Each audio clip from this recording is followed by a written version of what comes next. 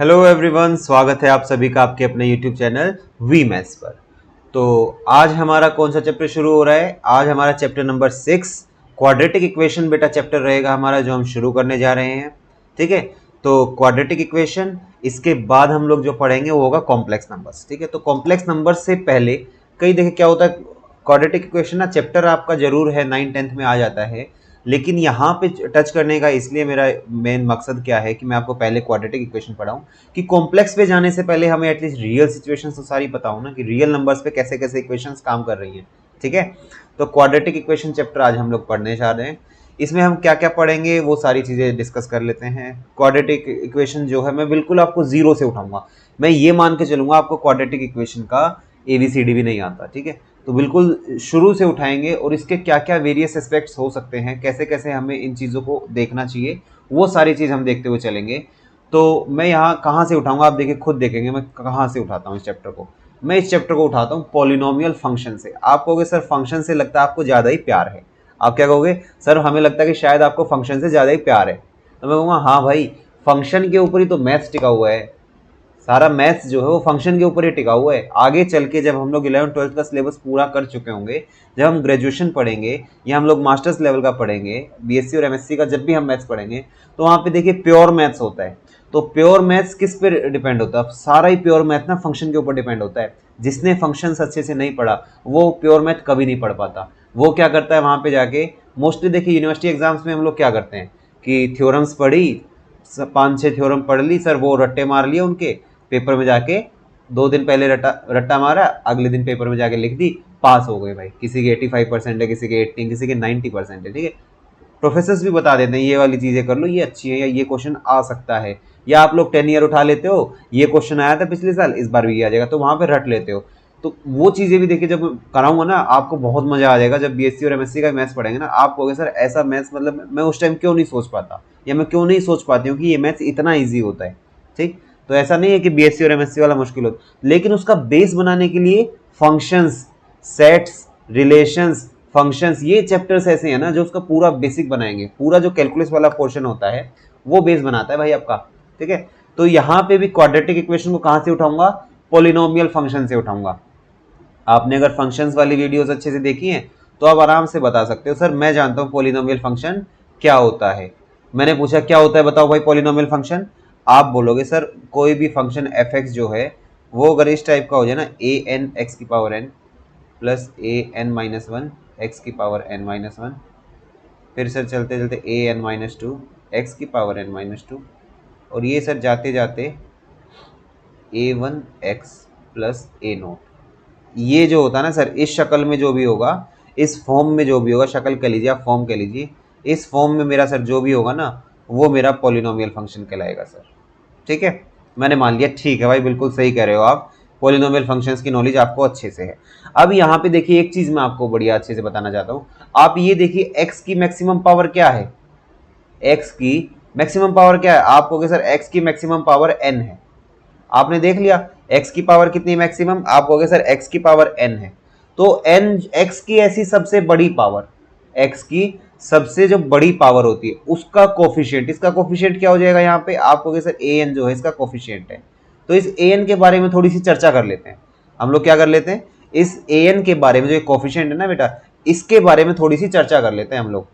तो सबसे बड़ी पॉलिनोमियल फंक्शन जो होगा उसमें जो सबसे बड़ी पावर होगी, x की सबसे बड़ी पावर, उसका जो कोफिशिएंट होता है ना, जो कि an है यहाँ पे, इस चीज को हम लोग कहते हैं लीडिंग कोफिशिएंट। यही डिसाइड कराएगा आपका। देखिए क्वाड्रेटिक इक्वेशन में भी होगा ये। हम लोग देखो कई बार कह देते हैं कि क्वाड्रेटिक इक्वेशन में लीडिंग कोफिशिएंट, लीडिंग कोफिशिएंट। मैं बहुत बार जब चैप्टर पढ़ाऊंगा ना, मैं आपको ऐसे टर्म्स लूंगा कि लीडिंग कोफिशिएंट। तो आज की जो ये वीडियो है, एक तरीके से आप ये मान लो कि इंट्रोडक्शन करने जा रहे हैं हम लोग इस चैप्टर का। तो इस चैप्टर के दौरान मैं क्या क्या चीजें, क्या क्या वर्ड्स, क्या टर्मिनोलॉजी लूंगा, तो उन टर्म्स के बारे में आपसे बात करूंगा मैं। ठीक है, तो ये an जो है, मैंने क्या बोला, ये है लीडिंग कोफिशिएंट। क्या हो गया? an जो है ना सर मेरा, वो मेरा सर लीडिंग कोफिशिएंट है। ठीक है, लीडिंग कोफिशिएंट है सर मेरा। पहली बात हमने ये जानी। तो लीडिंग कोफिशिएंट क्या होता है भाई? तो आप कहोगे, अब बच्चा बच्चा ये बोलेगा सर लीडिंग कोफिशिएंट होता है पॉलिनोमियल फंक्शन में x की सबसे बड़ी पावर, x की, ध्यान रखिए, x की सबसे बड़ी पावर सर, उसका जो कोफिशिएंट होगा, यहाँ पे x की सबसे बड़ी पावर क्या है, आप कहोगे सर x की पावर n जो है, n सबसे बड़ी पावर है सर मेरी, तो उसका कोफिशिएंट an, ये होगा लीडिंग कोफिशिएंट मेरा। अब मैं आपको एक बात कहता हूं कि अगर an जो है मेरा, an क्या ये मेरा जीरो हो सकता है, क्या ये मेरा जीरो हो सकता है? आप कहोगे अगर सर इसको जीरो कर दिया तो x की सबसे बड़ी पावर n नहीं रही, अब x की सबसे बड़ी पावर n-1 है सर, तो लीडिंग कोफिशिएंट होगा ही नहीं। तो दूसरी कंडीशन क्या हो गई, an को कभी भी हम लोग जीरो नहीं कर सकते, an को हम लोग कभी भी जीरो नहीं कर सकते। क्यों नहीं कर सकते? क्योंकि जैसे an जो लीडिंग कोफिशिएंट होगा, सबसे बड़ी पावर का कोफिशिएंट जीरो कर दिया तो पावर ही हट गई, वो जो पूरी टर्म थी वो टर्म ही जीरो हो गई। अब सबसे बड़ी पावर क्या हो जाएगी, n-1 हो जाएगी सर। अब लीडिंग कोफिशिएंट a की power a to the n-1 हो जाएगा। ठीक है, कुछ एग्जांपल्स देता हूं आपको। सपोज करिए, एग्जांपल लिखिए, आपको बताना है कि जैसे सपोज करिए आपके सामने आ गया -x² plus 2x plus 3 is equal to 0, ऐसा कुछ दिया हुआ है। अच्छा, अभी जीरो वाला पोर्शन ना छोड़ो, आप ये मान लो ये आपका एक पोलिनोमियल फंक्शन है, -x² प्लस 2x प्लस 3। मैं अब आपसे पूछ रहा हूं कि मुझे ये बता दो, कौन मुझे बताएगा कि इसमें लीडिंग कोफिशिएंट क्या होगा। अब आप में से बच्चा उठ के आ सकता है, आप में से हर कोई बच्चा ये बोलेगा सर अभी आपने पढ़ा है लीडिंग कोफिशिएंट के लिए x की सबसे बड़ी पावर, इसमें सर x की सबसे बड़ी पावर 2 है, इसके साथ कोफिशिएंट क्या है, -1, तो इसका सर -1 जो है लीडिंग कोफिशिएंट होगा। मैंने बोला वेरी गुड बेटा। अब मैं एक क्वेश्चन और पूछता हूं आपसे। सपोज करिए मैंने आपसे पूछा 2x³ - 3x प्लस 7, इसमें मुझे लीडिंग कोफिशिएंट बताओ। आप में से एक बच्ची आई, कह रही है सर x की सबसे बड़ी पावर 3 है सर, x की सबसे बड़ी पावर 3 है सर, इसका कोफिशिएंट 2, मतलब 2 मेरा लीडिंग कोफिशिएंट कहलाएगा सर। ठीक है, उम्मीद करता हूं लीडिंग कोफिशिएंट की बात आपको अच्छे से क्लियर हुई होगी। एक चीज और देखिए, जो ये हमारे जितने भी कोफिशिएंट्स होते हैं, जैसे an है, an-1 है, an-2 है, a1 और a0, ठीक है, ये सारे ना हमारे रियल नंबर से बिलोंग करते हैं। पॉलिनोमियल फंक्शन याद करिएगा, पॉलिनोमियल फंक्शन पढ़ाया था, कैसा होता है, रियल फंक्शन होता है एक तरीके का। कैसा फंक्शन होता है, रियल फंक्शन होता है सर। तो ये जो हमारा जो फंक्शन होगा यहाँ पे, इस केस में मैंने बोल दिया कि ये मेरे जो है कोफिशिएंट्स है ये रियल है, मैं इनको भी इमेजिनरी नहीं लेके चल रहा हूँ। ठीक है, हम लोग अभी क्वाड्रेटिक इक्वेशन की तरफ चलते हैं, स्विच करेंगे। अब एक चीज देखिए, आपको यहां से एक चीज मैं आपको सिखाना चाहता हूं। एक ना मैं आपको स्टोरी सिखाता हूं, एक स्टोरी सुनाता हूं मैं आपको। क्या सुनाता हूं, एक स्टोरी सुनाता हूं। ठीक है, पहले देखिए, आप ना एक बार मैं लिख देता हूं। आपको भी मैंने क्या सिखाया है, आपको मैंने सिखाया कि पॉलिनोमियल फंक्शन कैसा होता है। आप कहोगे सर पॉलिनोमियल फंक्शन होता है an x की power n plus an-1 x की पावर n-1। ऐसे चलते चलते सर ये जाएगा a2 x की पावर 2, a1 x की पावर 1 प्लस a0, ऐसे जाएगा सर। ये पॉलिनोमियल फंक्शन है। अब देखिए कहानी सुनाता हूँ आपको। हम लोग कहानी करते ही हैं, आपको पता है हम लोग कहानी से ही सीखते हैं, जो भी चीज सीखते हैं हम लोग कहानी से सीखते हैं। ठीक है, मॉडुलस इनइक्वालिटी में घोड़े वाली कहानी से सीखा, भाला चला के सीखा। ठीक है, ऐसे बहुत सारी कहानियां हम लोग बनाते ही बनाते हैं। तो यहाँ पे क्या कहानी बनेगी सर, ये बताओ, आप लोग इंटरेस्टेड हो गए। ठीक है, देखिए पॉलिनोमियल फंक्शन है हमारा। अब इस पॉलिनोमियल फंक्शन से कैसे मैं आपको क्वाड्रेटिक फंक्शन की तरफ लेके जाऊंगा, ये देखिएगा आप। सपोज करिए एक स्टोरी है हमारी, हमारे पास क्या है, देखिए आप में से हर बच्चा ये जानता होगा, आप में से हर बच्चा अर्थवर्म जानता होगा। ठीक है, अर्थवर्म क्या होता है सर, अर्थवर्म बेटा अगर आप में अर्थवर्म नहीं जानते तो केंचुआ तो हर किसी ने सुना होगा। क्या सुना होगा, केंचुआ। तो हमारी स्टोरी जो है आज की वो इसी से रिलेटेड है। तो अर्थवर्म सभी ने देखा होगा, ठीक है, केंचुआ सब ने देखा होगा आप में से, जिसने नहीं देखा देख लीजिएगा जाके। ठीक है, तो एक केंचुआ क्या करता है, वो केंचुआ खेत में होता है, मिट्टी में रहता है, तो वो करता क्या है आप बताओ। केंचुआ जो है मिट्टी में अंदर घुस जाता है, जैसे ही अंदर घुसता है वो अंदर घुस के दूसरी जगह से बाहर निकल जाता है। ठीक है, इसको किसान का दोस्त कहा जाता है। क्यों, क्योंकि वो मिट्टी के अंदर घुसता है। साइंस में भी पढ़ते थे हम लोग जो छोटे थे, तो मिट्टी के अंदर घुसता है और फिर दूसरी जगह, मान लो यहाँ पे वो घुसा और वो यहाँ से बाहर निकल गया, तो अब ये जो अंदर की चीज थी यहाँ पे क्या बन गई, एयर बन जाती है सर, हवा बनती है। ठीक है, हवा बनेगी तो वहां से हवा बहेगी भी सर, हवा बहेगी तो मिट्टी को क्या मिलेंगे, हवा से बहुत सारे न्यूट्रिएंट्स मिलेंगे। इस वजह से सर मिट्टी जो है फर्टाइल हो जाती है हमारी सोइल।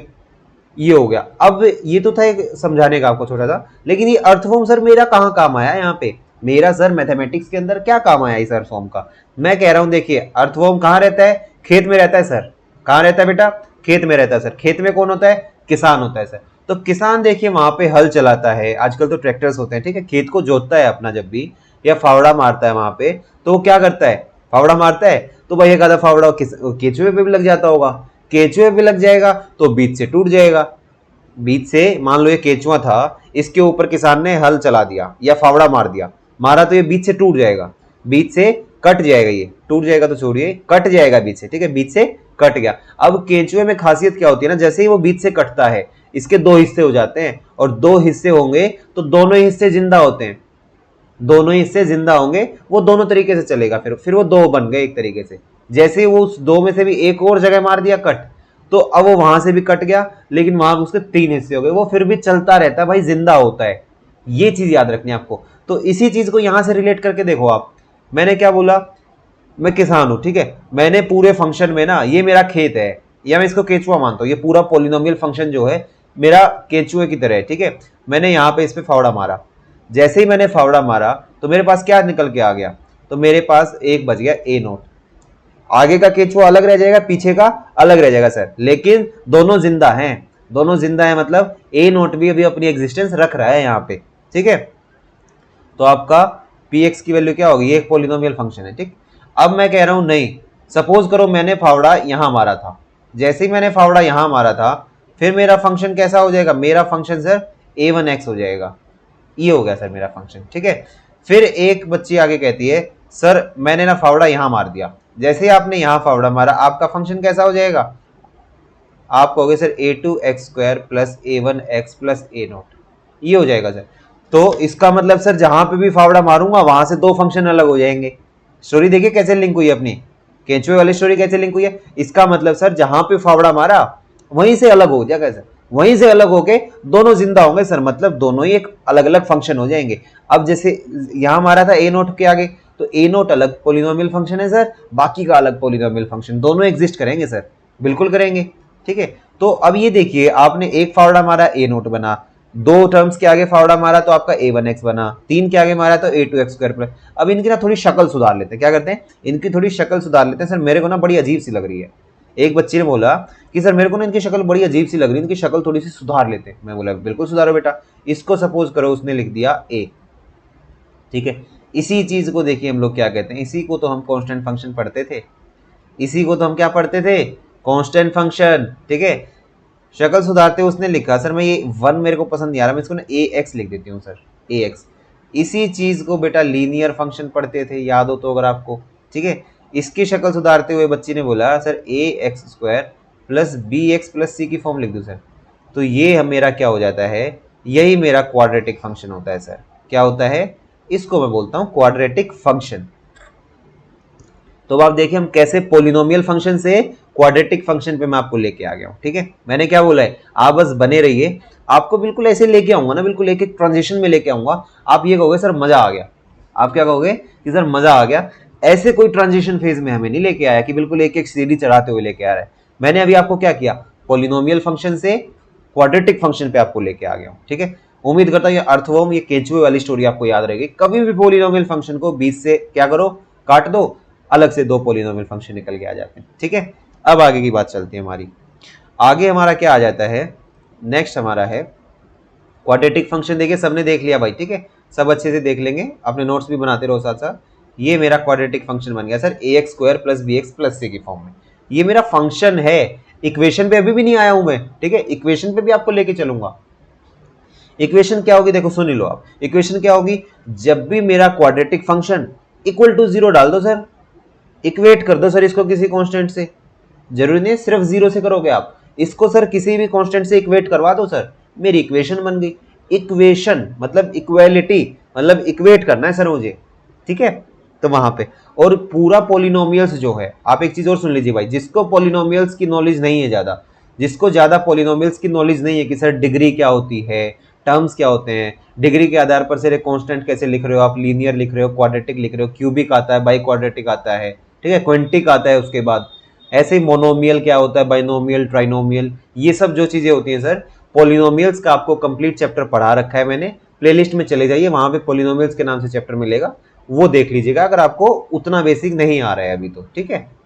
तो बाकी मैंने ये बता दिया, क्वाड्रेटिक फंक्शन हो गया। नेक्स्ट चलते हैं हम सर। नेक्स्ट देखिए कंसेप्ट है zeros of polynomial. Polynomial chapter पढ़ा रखा है, जीरोस ऑफ पॉलिनोमियल भी वहां पे पूरा मिल जाएगा आपको। क्या हो जाएगा? जीरोस ऑफ पॉलिनोमियल भी आपको वहां पे पूरा मिल जाएगा। यहां देख लेते हैं जीरोस ऑफ पॉलिनोमियल क्या होता है। सपोज करिए मेरे सामने ना क्या है, कोई भी फंक्शन है मेरे सामने, एफ ऑफ एक्स है, इसको देखो मैं वाई भी कह देता हूं। एफ ऑफ एक्स को मैं क्या कह लेता हूं? वाई से भी डिनोट कर देता था ना, एफ ऑफ एक्स को, फंक्शन को वाई से भी डिनोट कर लेते थे हम लोग। कोई भी मेरे सामने फंक्शन है, सपोज करो मेरा क्वाड्रेटिक की बात कर रहे हैं तो इसी को लेके चलते हैं, a x square plus b x plus c, ये मेरा फंक्शन है। अब जीरोस ऑफ पॉलिनोमियल क्या होता है? ये अब मेरा पॉलिनोमियल फंक्शन, देखो पॉलिनोमियल फंक्शन क्वाड्रेटिक फंक्शन वही हो गया, ठीक है। जीरोस ऑफ पॉलिनोमियल क्या होगा? जब मैं इसमें x की जगह जीरो पुट कर दूं, किसी भी पॉलिनोमियल फंक्शन में x की जगह आप जीरो पुट कर दो, तो जो आपका आंसर आता है ना, वही मेरी जीरोस ऑफ पॉलिनोमियल होती है सर, जो ही मेरी जीरो। तो यहाँ पे क्या हो जाएगा? आप x की जगह जीरो पुट करो, आपका आंसर कितना आ जाएगा? y इज इक्वल टू सी आ जाएगा। तो c सर मेरी जीरो है पॉलिनोमियल की? हाँ बेटा, आपकी जीरो हो जाएगी पॉलिनोमियल की।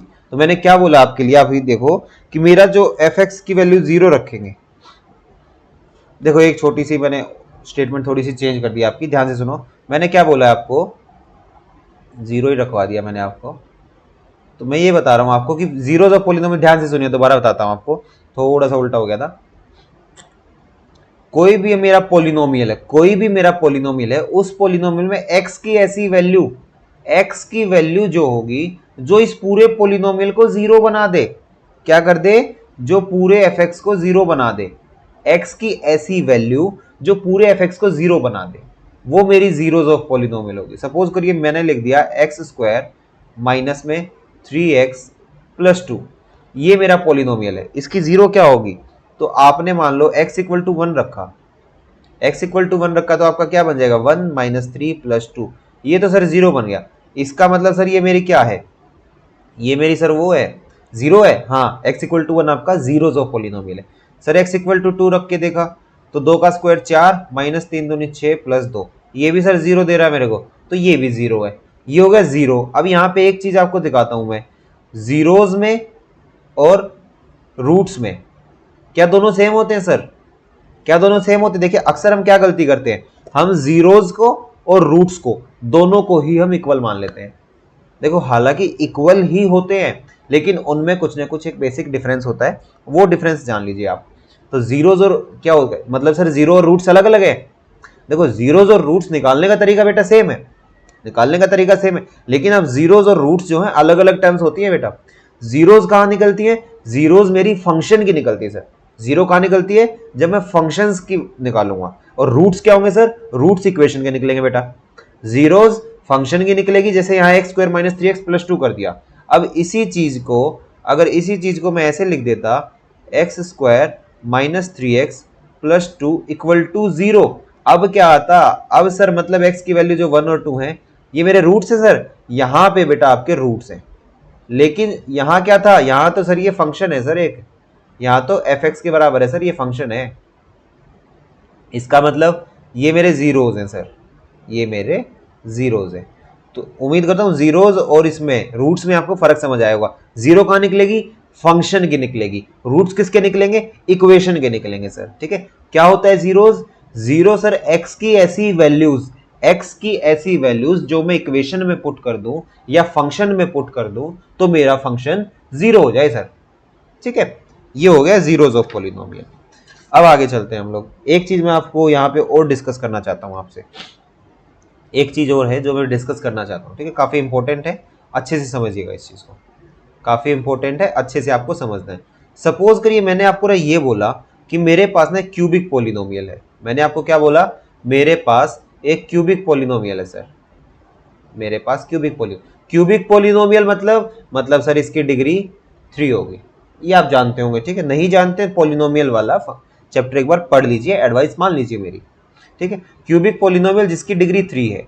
सपोज मैंने आपको बोला कि इसके क्यूबिक पॉलिनोमियल के ना जीरोज हैं, क्यूबिक पॉलिनोमियल के जीरोज मैंने दे दिया आपको, इसके जीरोज हैं 1 2 3।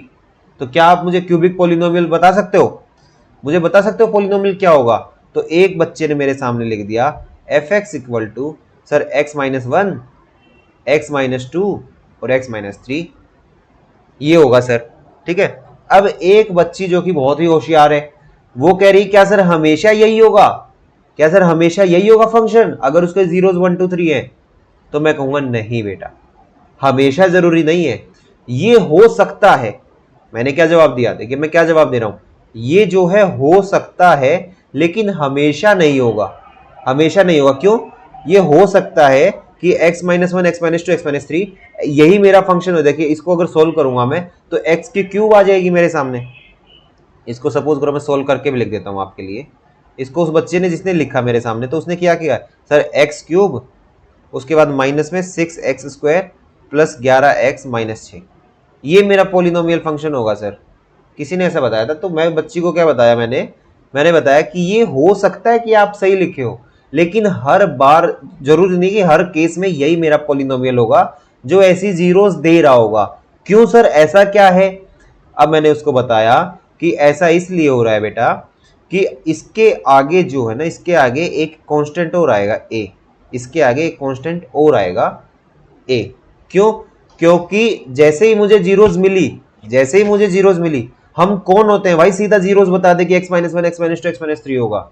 कैसे बताते हैं कि x की ऐसी वैल्यूज जो पूरे फंक्शन को जीरो कर दे। अब आप उम्मीद करो, आप मतलब उम्मीद तो छोड़ो, आप ये देखो कि x की ऐसी वैल्यूज, अगर मैंने ये लिख दिया कोई कांस्टेंट है साथ में x-2 x-3 equal to zero होगा, तो ये a तो अपने आप ही जाके जीरो हो गया सर। वहां पे यहां से मैंने निकाल लिया सर x की वैल्यू 1, मतलब रूट एक तो मेरा जो जीरो है 1 है, एक सर मेरी 0.2 है और एक सर मेरी 0.3 है। लेकिन ये कांस्टेंट भी तो भाई साथ में दे सकता हूं। अगर कांस्टेंट दे दिया तो सपोज करो मैंने यहाँ 4 लगा दिया, ये मेरा 4 से मल्टीप्लाई होकर 24 देगा, ये 4 से मल्टीप्लाई होकर 44 देगा, ये भी 24 देगा। ये भी तो क्यूबिक पोलिनोमियल हो सकता है मेरा जो जीरोस 1 2 3 दे रहा है।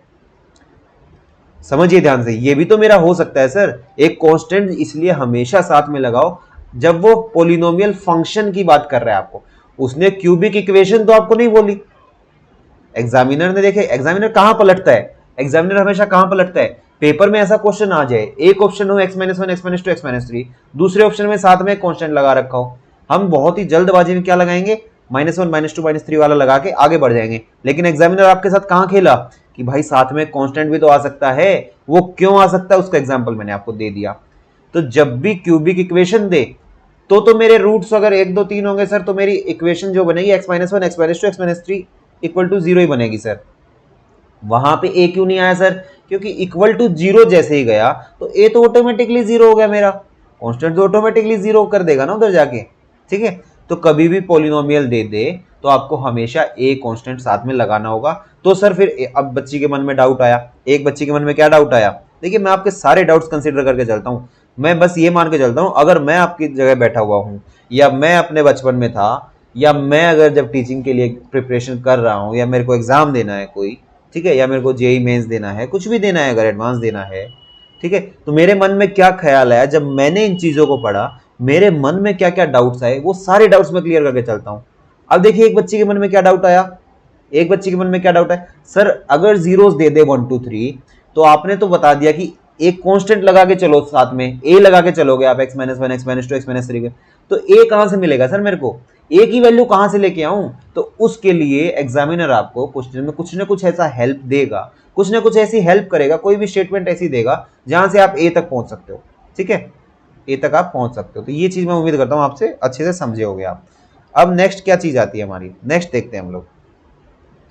नेक्स्ट मेरे सामने है फंडामेंटल थ्योरम ऑफ अलजेब्रा। क्या है? Fundamental theorem of algebra. देखने में तो भाई बड़ा सा नाम लग रहा है, देखने में कैसा लग रहा है, देखने में तो सर काफी बड़ी सी है, मतलब काफी मुश्किल हो सकती है। नहीं, अब सपोज करिए मैंने आपसे पूछा कि किसी भी पोलिनोमियल की या किसी भी फंक्शन की डिग्री 3 है, बताओ कितनी रूट आएगी? आप कहोगे सर 3 रूट आएंगी। किसी की भी डिग्री 2 है, कितनी रूट्स आती हैं? आप कहोगे सर मैक्सिमम 2 रूट आ सकती है। किसी की डिग्री 1 है, कितनी रूट्स हो सकती है? 1 हो सकती है सर। ठीक है, तो वही ये बस हो गया। क्या हो गया? हो गया हमारा फंडामेंटल थ्योरम। हमारी फंडामेंटल थ्योरम क्या कहती है? हमारी फंडामेंटल थ्योरम कहती क्या है? देखिए मैंने क्या पूछा आपसे, क्यूबिक पोलिनोमियल है सर। क्या है? मैं इसको पोलिनोमियल है, ठीक है, इसमें कितनी आएंगी? 3 रूट आएंगे सर। क्वाड्रेटिक पोलिनोमियल में कितने आएंगे? आप कहोगे सर 2 रूट आएंगे। अगर डिग्री 4 है, मतलब बाई क्वाड्रेटिक पोलिनोमियल है, तो 4 रूट आएंगे सर। यही मेरा कहता है कि क्या कहता है, n डिग्री अगर होगी, n डिग्री होगी तो n रूट्स आएंगे, n रूट्स कह लो या फिर n जीरोस कह लो, क्योंकि पोलिनोमियल की बात चल रही है ना, पोलिनोमियल के केस में तो जीरोस होंगी। तो n डिग्री मतलब किसी भी पोलिनोमियल की जो डिग्री होगी, जो मैक्सिमम पावर जिसको बोलते हैं, पोलिनोमियल चैप्टर पढ़ लो, डिग्री पढ़ा रखा है। मैक्सिमम पावर मतलब डिग्री, जिसकी डिग्री n होगी उसके पास n नंबर ऑफ जीरोस आएंगे ही आएंगे। अब एक क्वेश्चन लिखो मेरे लिए, एक क्वेश्चन सपोज करिए, यहां से आपको सिखाता हूं, एक अच्छी चीज सिखाता हूं आपको। आपके सामने सपोज ऐसा लिखा हुआ है, आपके सामने क्या लिखा हुआ है, आपने सोचा कि आपके सामने ऐसा लिखा हुआ है, कोई भी फंक्शन है x माइनस टू का होल स्क्वायर और साथ में दिया हुआ x माइनस थ्री, और पूछ लिया फाइंड जीरोज। अब देखिए दो तरीके के बच्चे होते हैं, यहाँ पे दो तरीके के बच्चे होते हैं। एक बच्चा जिसने लिख दिया सर इसकी जीरोज होंगी 2 और 3, ठीक है। एक बच्ची जो कि बड़ी होशियार है वो कहेगी नहीं सर इसकी जीरोज होंगी 2 2 3। अब आप खुद सोचो कि कौन से ने सही लिखा है, बच्चे ने सही लिखा है, लड़के ने सही लिखा है, या होशियार बच्ची है जो उसने सही लिखा है। तो आप कहोगे होशियार बच्चा, जो बच्चा भी होशियार हो सकता है, ऐसी बात नहीं है लड़का होशियार नहीं होता, ठीक है, वो भी होशियार हो सकता है। हमेशा ही लड़कियां होशियार नहीं होती है, ठीक है। हमें सुनने को मिलता है कि हाँ लड़कियां काफी इंटेलिजेंट होती है, लेकिन लड़के भी इंटेलिजेंट होते हैं, ऐसी बात नहीं है। और इंटेलिजेंस क्या होती है, आपकी प्रैक्टिस को दर्शाती है, आपकी अटेंटिवनेस को दर्शाती है कि आप कितने अच्छे से पढ़ रहे हो, ठीक है। इसके ऊपर लेंगे मोटिवेशन वाली किसी दिन क्लास लेंगे। तो अब आप देखो, किसी ने मान लो 0 लिखा 2 और 3, और एक ने लिखा 2 2 और 3। आप खुद बताओ इसकी डिग्री कितनी है, इसकी डिग्री 3 है सर, इस फंक्शन की डिग्री 3 है सर, ये क्यूबिक पॉलिनोमियल है मेरे पास, डिग्री 3 होगी तो जीरोस कितनी आएंगी, 3 आएंगी सर। तो 2 और 3 लिखना सही बात है क्या, नहीं सर। क्यों, क्योंकि अगर मैं आपको ये बोल दूं कि एक पॉलिनोमियल है जिसके जीरोस हैं 2,3, बताओ पॉलिनोमियल क्या होगा। तो आप में से बहुत सारे बच्चे सोचोगे कि 2 ही जीरो दिए हैं, 2 जीरो दिए हैं, तो आप बताओगे sir x minus two x minus three polynomial हो जाएगा सर मेरा, साथ में a लगा लूंगा। आपने a वाला कंसेप्ट सिखाया तो a तो मैं लगा दूंगा, लेकिन x minus two x minus three वो तो क्वाड्रेटिक बन गया, लेकिन ये 2 3 बच्चे ने निकाला कहां से, क्यूबिक से निकाला। तो इस वजह से जितनी डिग्री उतनी जीरोस लिखनी जरूरी है, चाहे वो रिपीट हो रही हो। तो हमेशा आंसर ये होगा, ये नहीं होगा, ठीक है। ये चीज मेरे को आपको यहां से अच्छे से सिखानी थी। अब चलते हैं, नेक्स्ट आ जाता है हमारे पास क्वाड्रेटिक इक्वेशन। क्या आ गया, क्वाड्रेटिक इक्वेशन। अच्छा, तो अब चैप्टर शुरू हो रहा है सर मेरा, नहीं, चैप्टर मेरा पहले मिनट से शुरू हो गया था सर, चैप्टर मेरा पहले मिनट से शुरू हो गया था। मेरे को क्या करना था, आपको पहले जमीन पे चलाना था, जमीन पे आप चल चुके हो, अब जमीन पे आपको चलना आता है। अब मैं आपको एक एक सीढ़ी चढ़ा के ऊपर तक पहुंचाऊंगा, कमरे तक, ठीक है। कमरा क्या है, क्वाड्रेटिक इक्वेशन, ठीक। तो जमीन पे आपको चलना आ गया, मान सकता हूं मैं। क्वाड्रेटिक इक्वेशन क्या होती है, क्वाड्रेटिक इक्वेशन सर मैंने क्या देखा कि मेरे पास अगर कोई फंक्शन हो जाए सर, ऐसा इस शक्ल का हो जाएगा, a x square plus b x plus c, ये क्या है, ये तो सर मेरा क्वाड्रेटिक फंक्शन है सर, ठीक है। अब इसी चीज को अगर मैं a x square plus b x plus c, इसी को सर अगर मैं इक्वल टू में 0 डाल दूं, ये क्या होगा, ये बेटा आपकी निकल के आ जाएगी क्वाड्रेटिक इक्वेशन। इसी को क्या बोलते हैं हम लोग, इसी चीज को हम लोग बोलते हैं क्वाड्रेटिक इक्वेशन।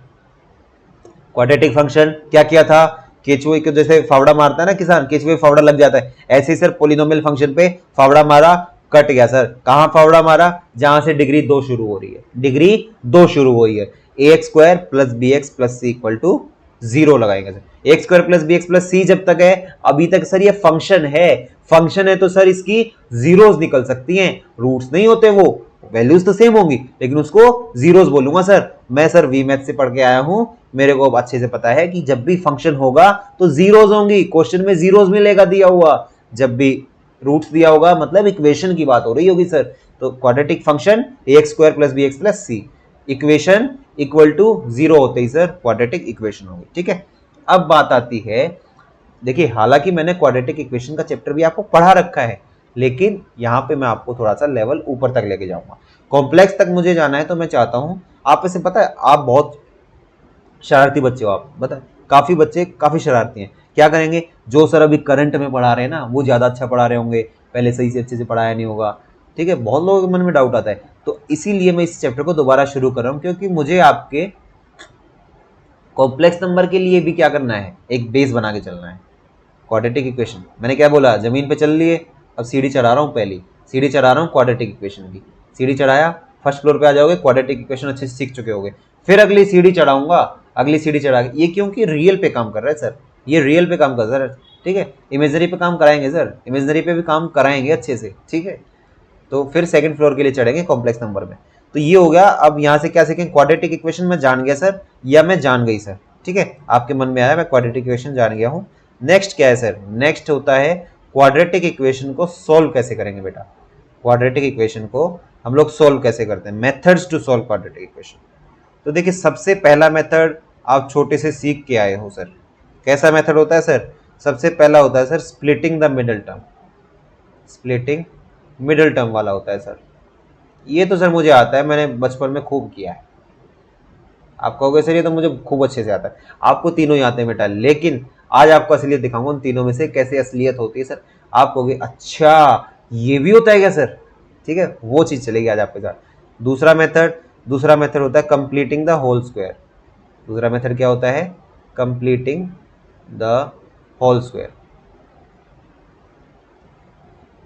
और तीसरा मेथड होता है sir Shridharacharya.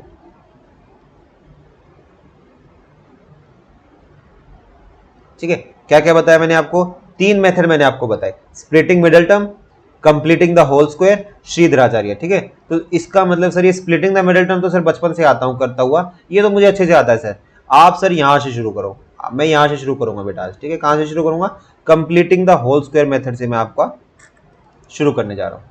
Completing the square method बोलते हैं, होल स्क्वायर कह लो आप, कंप्लीटिंग द स्क्वायर कह लो, क्योंकि स्क्वायरिंग करते हैं ना उधर होल स्क्वायर बनाते हैं हम लोग, होल टर्म हटा लेना यहाँ से, कंप्लीटिंग द स्क्वायर ही कहा जाता है वैसे मोस्टली,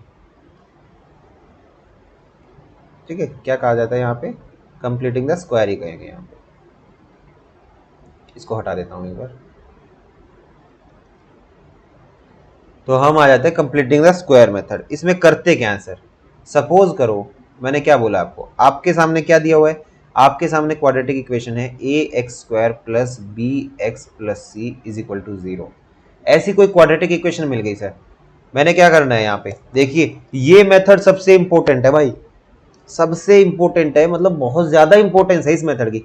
अगर आपको कंप्लीटिंग द स्क्वायर नहीं आता, आपको कंप्लीटिंग द स्क्वायर मेथड नहीं आता, तो ये मान लो जब आप डिफरेंशिएशन में जाओगे, आप इंटीग्रेशन में जाओगे, जब एप्लीकेशन ऑफ डेरिवेटिव्स या एप्लीकेशन ऑफ इंटीग्रेशन करते हैं, या कई बार होता है पैराबोला के क्वेश्चन होते हैं हमारे, हाइपरबोला वाले क्वेश्चन होते हैं, वहां यूज हो जाती हैं चीजें, ठीक है। स्ट्रेट लाइंस वाला भी होता है, वहां कई जगह ना मतलब ऐसी चीजें यूज होती हैं। ये वाला मेथड क्यों होता है, किसी भी चीज का मैक्सिमम निकालने के लिए, मिनिमम निकालने के लिए बहुत ज्यादा इंपॉर्टेंस होती है इस चीज की। अगर आपको कंप्लीटिंग द स्क्वायर नहीं आता तो एक बार बहुत अच्छे से सीख लो, सीख लो, अच्छे से बैठा लो अपने दिमाग में। ये मेथड आपको आगे चल के आपके बड़े बड़े क्वेश्चंस को ना चुटकी में सोल्व कराया करेगा, ठीक। इस वजह से मैं यहाँ पे थोड़ा सा समय दूंगा इसके ऊपर, तो आप अच्छे से समझ के चलिएगा भाई इस चीज को, ठीक है।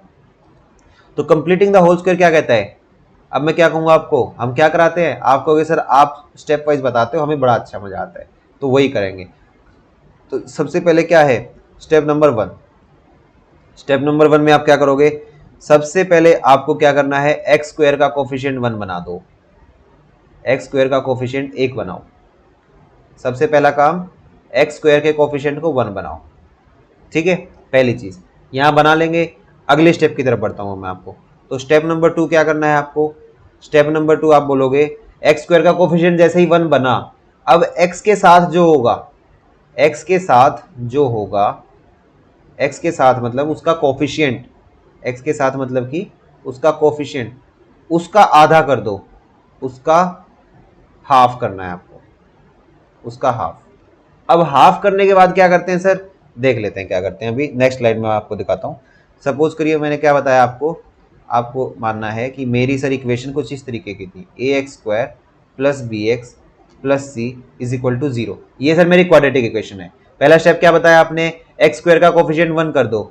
जैसे इसका स्क्वायर का कोफिशिएंट 1 करोगे तो आप क्या बोलोगे, मैं ए से डिवाइड करवा देता हूं सारी चीजों को, आ जाएगा सर, ये आ गया सर मेरे पास निकल के, आ गया बेटा, बिल्कुल आ गया सर। दूसरा स्टेप क्या बताया आपको कि दूसरा स्टेप आपने बताया सर, जो एक्स स्क्वायर का कोफिशिएंट है यहाँ पे क्या है, b बाई ए है सर, एक्स स्क्वायर का कोफिशिएंट क्या है, b बाई ए। इसका क्या करना है, इसका सर मुझे हाफ करना है, इसका हाफ करना है। हाफ करोगे तो क्या आएगा, b बाई 2a। जैसे ही आपको हाफ मिल गया, मैं क्या बोल रहा हूं, जैसे ही आपको हाफ मिल गया, आपको सिर्फ ये करना है, अब आपको ये साइन देखना है, जैसे यहाँ प्लस लगा हुआ है तो होल स्क्वायर करोगे तो यहाँ पे भी यही साइन आएगा जो ऊपर लगा हुआ था, ठीक है। जैसे ही आपने हाफ किया तो आप सिर्फ सीधा इसका होल स्क्वायर बना दो, x by b by two है, हाफ का होल स्क्वायर कर दो, पहला स्टेप। दूसरे स्टेप में आपका ये हो जाएगा, आपने क्या करना था, पहला स्टेप एक्स स्क्वायर का कोफिशिएंट 1 कर दिया सर, तो a से डिवाइड करा दिया। दूसरा स्टेप, इसका सर जो x के साथ कोफिशिएंट है उसका हाफ करूंगा, जैसे ही हाफ किया तुरंत होल स्क्वायर कर दो। जैसे ही हाफ किया, x साइड में देखो प्लस लगा हुआ था, प्लस लगा दिया, माइनस होता तो माइनस लगा देता सर मैं, x प्लस या माइनस, जैसे ही हाफ किया सर हाफ लगा के होल स्क्वायर कर देता हूं।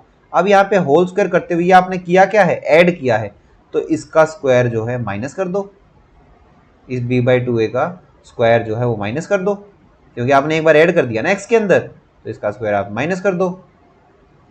करने के बाद बीच में बचा क्या, अब सर मेरा साथ में c बाई ए बच गया, साथ में क्या बचा, c बाई ए, हो गया सर मेरा होल स्क्वायर, हो गया ना होल स्क्वायर, यही होता है देखो कंप्लीटिंग द स्क्वायर। अब यहाँ से कहाँ जाएंगे, अब आप कहोगे सर इसके ना थोड़ा सा मैं इसको सोल्व कर लेता हूँ।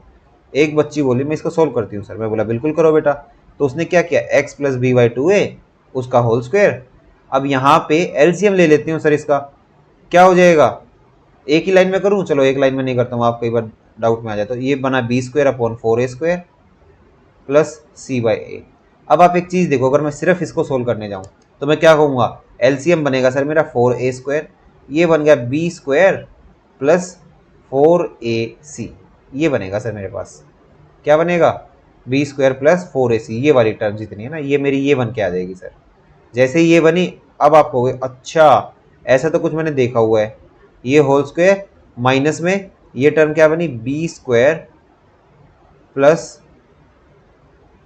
चलो इसको छोड़ देते हैं, minus b square upon 4ac है प्लस में 4ac, ये बना मेरा सर, ठीक है।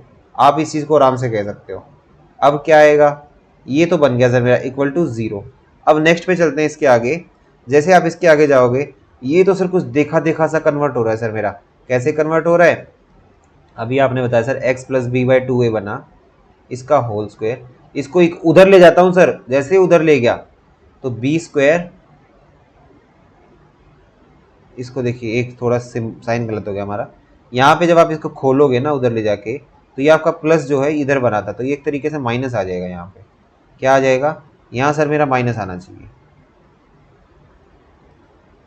क्यों आएगा वो भी देख लो आप, देखो जैसे माइनस का बी स्क्वायर है प्लस में सी बाई ए है, तो क्या सही है या गलत, आप भी ये बताओ। जैसे अगर मैं होल ब्रैकेट लगा दूं तो यहाँ सर मेरा माइनस बनेगा, होल ब्रैकेट लगने के बाद तो सर मेरा माइनस बनेगा, ठीक है।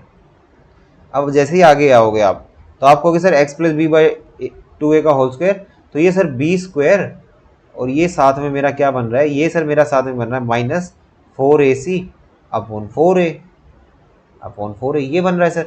अब देखो मैं कह रहा हूँ इसका ना रूट कर देते हैं दोनों तरफ, जैसे ही रूट किया दोनों तरफ तो x plus b by two a बनेगा, और सर इधर का मैंने रूट किया तो ऊपर तो सर अंडर रूट में बी स्क्वायर माइनस 4ac आ गया, और नीचे क्या आ जाएगा, नीचे सर 4a का ये a स्क्वायर था, 4a का 2a हो गया सर 4a स्क्वायर का, ठीक है। अब देखो क्या होगा, x इज इक्वल टू, यहाँ प्लस माइनस आ गया सर साथ में, ठीक है। अब b बाई टू ए को इधर ले जाओ तो minus b by two a plus minus b square minus 4ac upon 2a। अच्छा ये तो सर देखा देखा सा आ रहा है कुछ, क्या आ गया, एक्स स्क्वायर, एक्स की value plus minus b square minus 4ac upon 2a।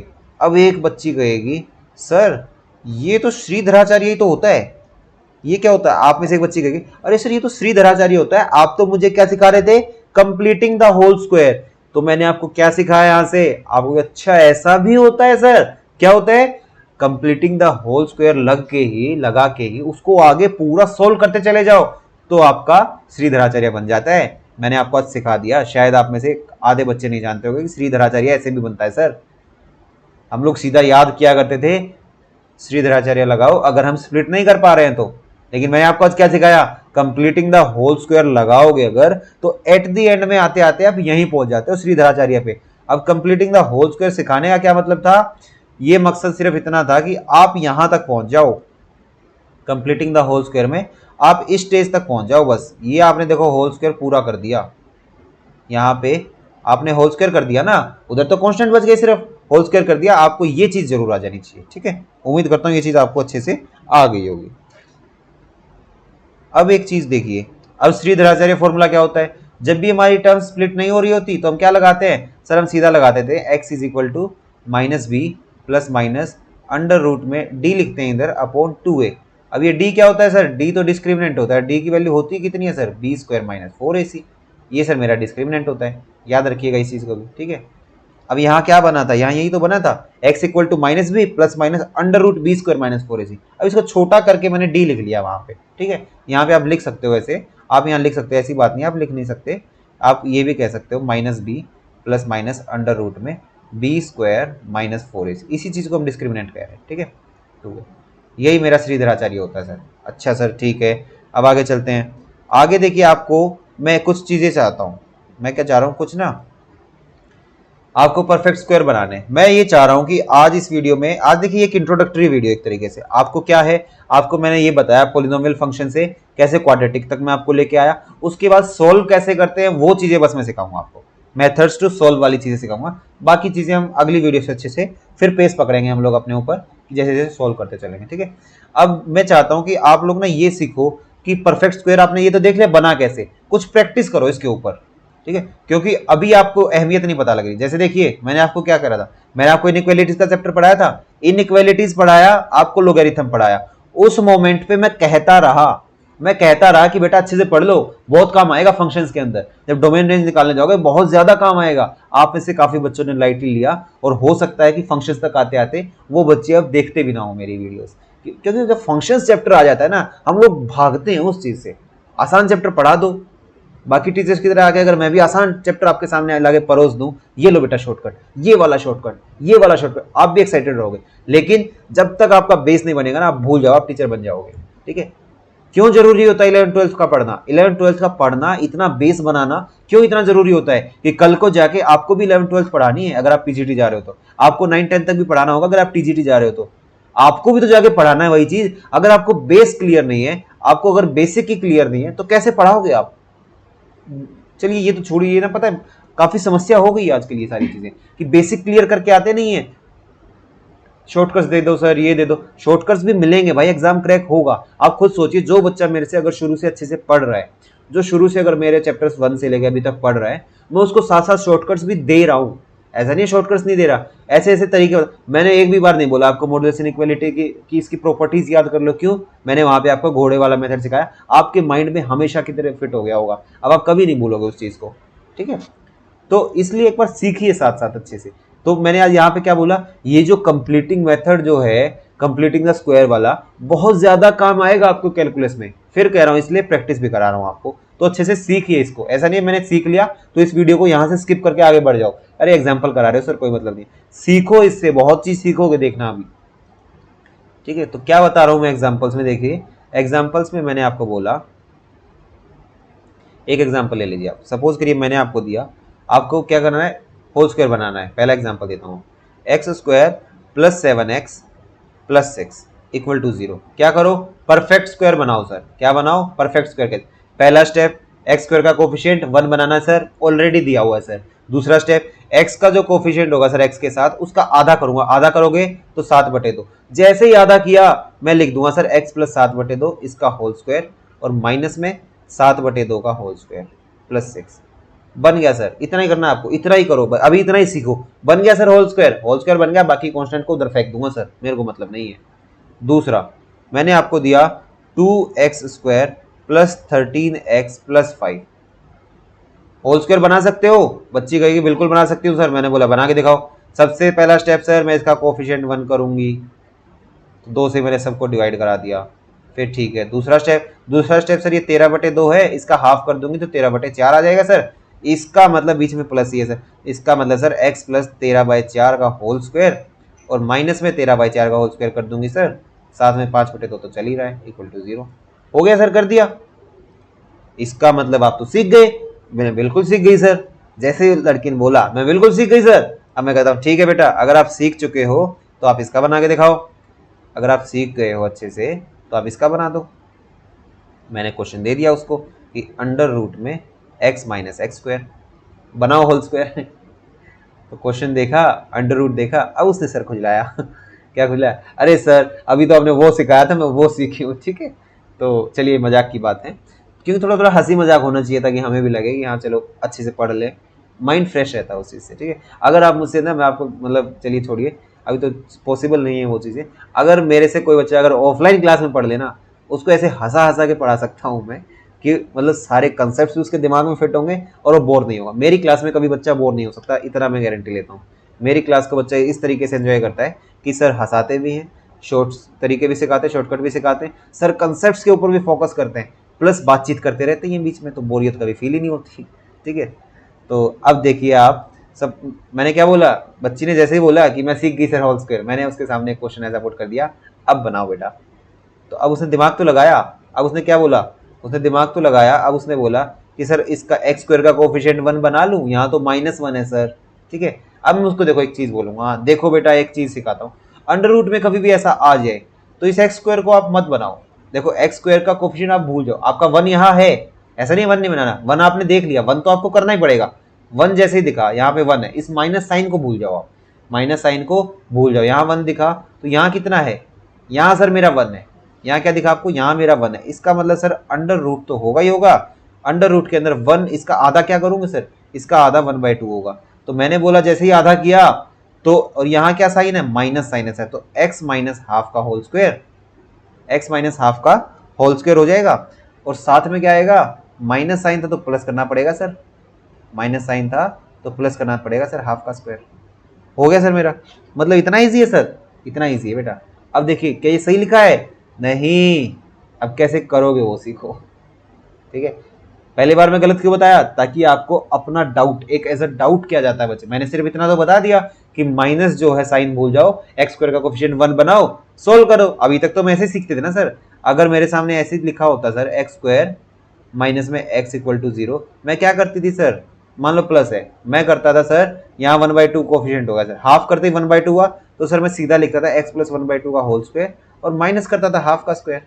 ये तो ठीक है, अब गलती कहाँ हुई सर मेरे से, गलती कहाँ हुई, देखो बेटा गलती यहाँ हुई, आपने जैसे ही देखा x का कोफिशिएंट हाफ है सर, तो हाफ तो मेरा जाएगा जाएगा, हाफ का स्क्वायर आएगा जाएगा। ठीक है, अब ये प्लस माइनस साइन लगाने सिखाऊंगा आपको, तो यहाँ माइनस लगा होता, हाफ का स्क्वायर आपने वो कर दिया, अब यहाँ क्या आएगा सर, इसको मैं सब्ट्रैक्ट भी करूंगा होल स्क्वायर। अब यहाँ साइन कैसा लगाऊं सर, तो देखो एक्स स्क्वायर के सामने नेगेटिव था, यहाँ भी नेगेटिव लगा दो। ये गलती मुझसे हो रही थी, ये गलती सर मुझसे हो रही थी, बिल्कुल हो रही थी बेटा। अब सोचो एक एग्जाम्पल और दे दिया आपको मैंने, एक एग्जाम्पल मैं आपको देता हूँ, आप बनाओ x 3x minus x square, इसका होल स्क्वायर बनाओ। अब आप जान चुके हो, इसका मतलब सर एक्स स्क्वायर का कोफिशिएंट 1 तो है सर, माइनस साइन बाद में डील कर लूंगा सर, इसका बाद में डील करूंगा, तो मैं क्या लिख सकता हूँ, बाद में डील करने के लिए मैं कहूंगा सर अंडर रूट में ये 3 है सर, इसका कोफिशिएंट का आधा करूंगा तो 3/2, तो 3/2 का स्क्वायर, अब ये एक्स स्क्वायर क्या है, माइनस था तो माइनस, और सर x माइनस 3/2 का होल स्क्वायर, ये हो जाएगा सर। क्या मैंने ठीक लिखा, बिल्कुल ठीक लिखा सर आपने। ठीक है, अब एक बच्चा मुझसे पूछा, जैसे ही मैंने ये सिखाया, एक बच्चे ने मुझसे पूछ लिया कि सर क्वाड्रेटिक का बना के दिखाओ ना आप। मैं बोला बेटा ये क्वाड्रेटिक तो चल रहा था, मैंने क्या बोला, ये क्वाड्रेटिक चल रहा था ना, क्वाड्रेटिक ही तो है। फिर वो बोला नहीं सर ये तो आप 2-2 टर्म्स वाले बता रहे हो, आप पूरे 3 टर्म्स वाला लेके बताओ, ये तो आप बाइनोमियल बता रहे हो ना, आप ट्राइनोमियल लेके बताओ। मैं बोला ठीक है भाई, ट्राइनोमियल लेके कर लेते हैं। सपोज करो ऐसा कुछ आ जाए कि मैंने लिख दिया 7 minus 5x minus x square, ऐसा। अब बच्चा कह रहा है हाँ सर अब बता के दिखाओ, तो मैंने क्या बोला, आपको क्या पकड़ना है, 5, इसका आधा 5/2, इसका आधा 5/2। जैसे आपने 5/2 पकड़ा तो आप कहोगे सर 5/2 का होल स्क्वायर, और यहां बनेगा सर x में से 5/2 घटेगा, इसके आगे माइनस था तो यहाँ माइनस लगा दिया सर, 5/5 के आगे माइनस था, यहाँ माइनस लगा दिया और 7 लिख दिया, हो गया सर। ठीक है, इतना इजी होता है। आपको करना क्या है, बस आपको सिर्फ परफेक्ट स्क्वायर बनाना आना चाहिए। क्यों, क्योंकि आपका जो भी इंटीग्रेशन का पार्ट होगा, डिफरेंशिएशन का पार्ट होगा, आपको वहां पे अच्छे से ये चीज आनी चाहिए। आप मैक्सिमम मिनिमा तभी निकाल पाओगे, आप वहां पे क्या करोगे, आप मैक्सिमम मिनिमा तुरंत निकाल पाओगे। ठीक है, तो आज की वीडियो में इतना ही रखते हैं, कल हम पढ़ेंगे, कल हम यहाँ से शुरू करेंगे नेचर ऑफ रूट से।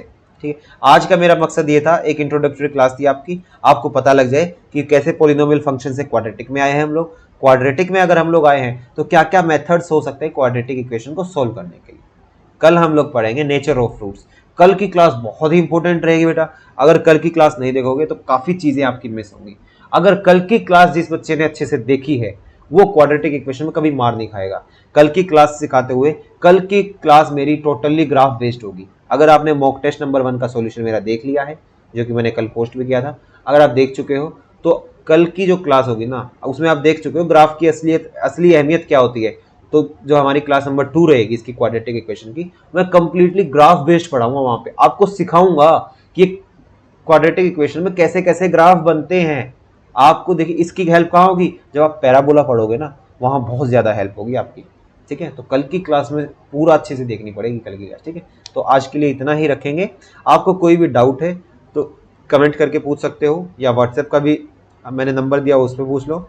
मॉक टेस्ट लगाओ भाई, देखो मैं टेस्ट बना रहा हूँ आपके लिए। 2 टेस्ट अपलोड हो चुके हैं, एक का सॉल्यूशन आपको दे दिया है, एक का सॉल्यूशन 1-2 दिन में आपको फिर दे दूंगा। मैं ट्यूसडे को या वेडनेसडे को रख लेंगे तब दे दूंगा। तो सॉल्यूशंस भी मैं आपको देखो साथ साथ दे रहा हूँ, टेस्ट भी आपके लिए। मैं आपके लिए अगर इतनी चीजें कर रहा हूँ तो इतना काम आपका बनता है कि आप टेस्ट लगाओ आप।